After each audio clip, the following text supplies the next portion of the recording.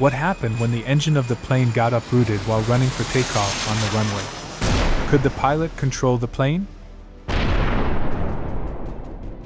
Today you are going to see the worst air crash in the history of America, which once destroyed the entire airline industry.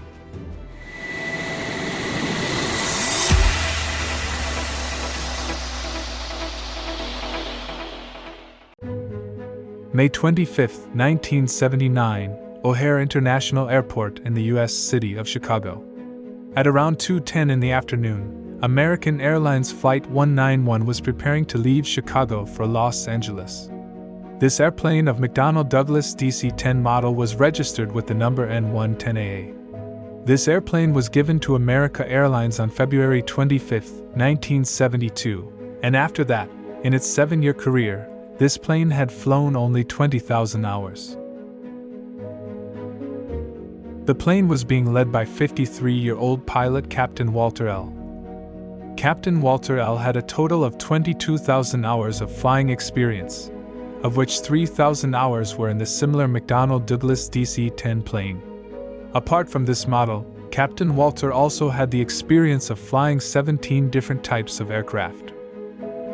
Although Captain Walter had a holiday that day, he was asked to fly this flight that day due to another pilot suddenly falling ill. 49-year-old pilot James D. was posted as the first officer, who also had 9,275 hours of flying experience. Apart from this, 56-year-old Alfred U. was also present in the flight as flight engineer. Slowly, all the passengers and crew members started boarding the flight. On that day, 258 passengers along with 13 crew members were traveling in the flight. After completing all its ground tasks in a normal manner, the plane started its roll-off process at the airport at around 2:56 p.m. and started all the 3 engines one by one. On that day, the ATC tower gave permission for Flight 191 to fly from runway 32R, and after which the plane slowly reaches the runway through the taxiway. After reaching the runway at around 3 a.m., the flight waits for final permission from the ATC tower. Usually, takeoff and landing are the most important and difficult moments during any flight, where a lot of different instruments have to be monitored in the cockpit, and on the other hand, controlling the speed and direction of the plane. Take off and land properly. First Officer James D. was responsible for the takeoff that day while Captain Walter L. was monitoring the takeoff process and other flight instruments. Captain begins the process of giving the final briefing to the flight crew for takeoff. Keeping in mind the weight of the plane, wind speed and all emergency situations, it was decided that if anything goes wrong at the speed of 0 to 80 knots, then the takeoff will be cancelled. Takeoff at a speed of 80 to 120 knots will be cancelled only if the plane's engines catch fire or a tire of the plane deflates. And finally, if the runway speed exceeds 120 knots, then the takeoff will not be cancelled under any circumstances because it will be impossible to stop the plane at that speed and the plane will definitely crash. That's why after getting so much speed, it is right that you continue takeoff and try to handle the situation after going in the air. And at about 3:30, the ATC controllers give permission for takeoff to Flight 191. With the full power of the engines, gradually increasing the speed, the plane starts running on the runway. In a few moments the plane reaches a speed of 80 knots. The captain informs the first officer about the speed. Rapidly increasing the speed, the plane now reaches a speed of 120 knots. This was the V1 speed of the plane, after which it is impossible to stop the plane on the runway. And after reaching the speed of 140 knots, the captain instructs the first officer to rotate, which means lift the plane and take off from the runway. The first officer was just preparing to rotate that suddenly a very loud sound is heard in the left side engine. And with a jolt the left engine was uprooted and separated from the wings.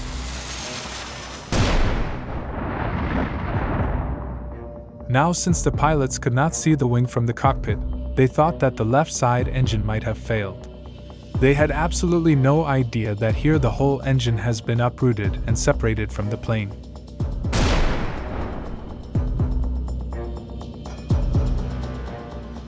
By now the plane had reached a speed of 150 knots that it was impossible to stop it on the runway. In such a situation, pilots do not have time to think, and they have to take decision before blinking. Now the runway was also almost finished and the plane could crash after hitting the airport boundary at any time. Seeing all this, the first officer finally got the plane takeoff. The plane rising up in the air reaches a height of about 300 feet. On the other hand, the controller from the ATC tower was watching all this with his own eyes. The controller screams in a state of disorientation and informs the other crew sitting in the control tower about the engine separated from the plane and immediately calls the emergency services. Whereas the plane now starts tilting rapidly to the right.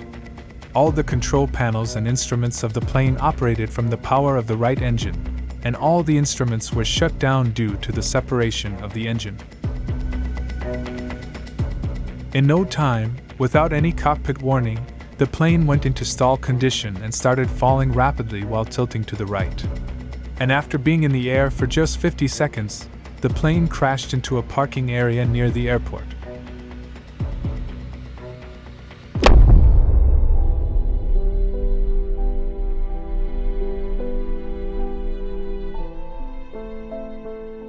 Coincidentally, a photographer roaming near the airport captured this scene in his camera. Unfortunately, all 271 people on board the plane died tragically in this accident. Along with the people sitting in the plane, many people on the ground were also injured in this accident, out of which 2 people died during treatment. Along with America, the news of this tragic incident sent a wave of mourning all over the world. Flight 191 was the worst air crash in U.S. history to date. And this was the third major air tragedy of the DC-10 model plane in the last 5 years. And 2 weeks after this incident, on June 6, 1979, Federal Aviation revoked the flight certificate of all DC-10 model aircraft. Along with this, Federal Aviation also prohibited foreign flight DC-10 aircraft from entering U.S. airspace. Due to this decision, many airlines companies which used DC-10 planes for their flights came on the verge of bankruptcy overnight. This accident was so tragic and terrible that the NTSB immediately started investigating it.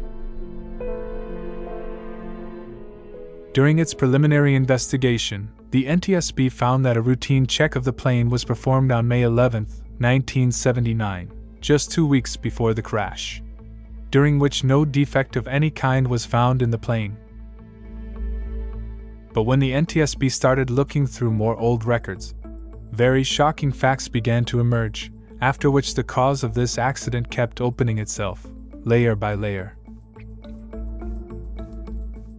The plane was serviced on March 29, 1979, about 8 weeks before the accident. During this service, the engine of the plane was separated from its wings. But the biggest mistake was found in the procedure by which the engine was separated from the wings.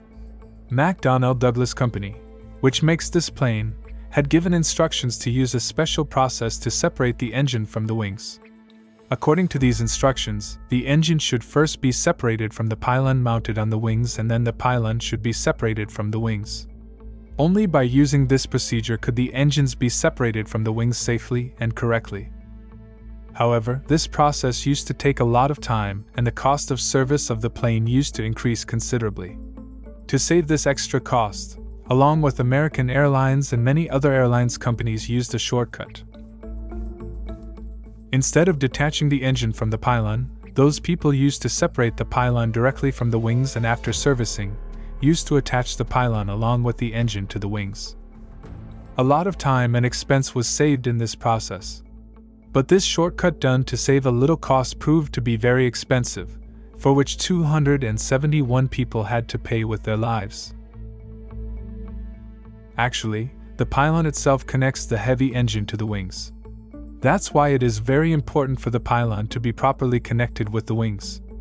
If the pylon along with the engine is separated from the wings and reattached, then it is very difficult to handle such a heavy weight, and even a slight mistake can spoil the balance of the pylon. But perhaps the airline companies could not understand this very well.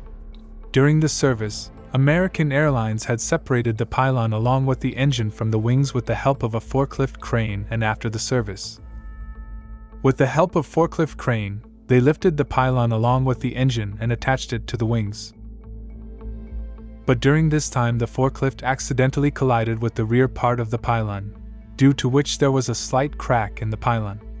Although this crack did not seem so dangerous at that time, that is why the maintenance staff did not pay attention to it.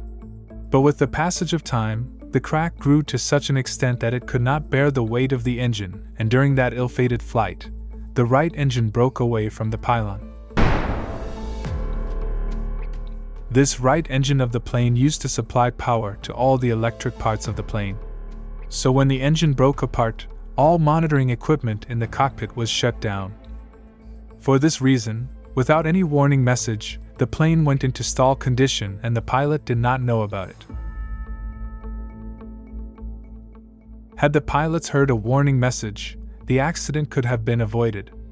After discovering this flaw in the service process, the NTSB inspected all DC-10 model aircraft flying in the US and found that there were many planes whose pylons were also damaged due to this wrong process. And if not today, then tomorrow that plane too could have become a victim of such an accident like Flight 191. McDonnell Douglas Company spokesperson told that they had told American Airlines many times that separating the engine from the wings including pylon in this way is not the right process. But the airlines companies did not pay attention to his warning. And McDonnell Douglas Company had no such authority to stop airlines companies from using such wrong process. It completely depended on the wish of the airline company that how it serviced its plane. After knowing all this, when the NTSB was convinced that the accident was the result of the wrong service process of the airlines company, and there was no defect in the design of the plane, then on July 13th, the restrictions on the DC-10 plane were removed again, and these planes started flying again. Going forward after this, these planes proved to be the safest planes in the history of aviation. On behalf of TechoAir channel and our viewers, we pray for the peace of the souls of all the people who lost their lives in this tragic accident, and pray to God that such an incident should never happen again.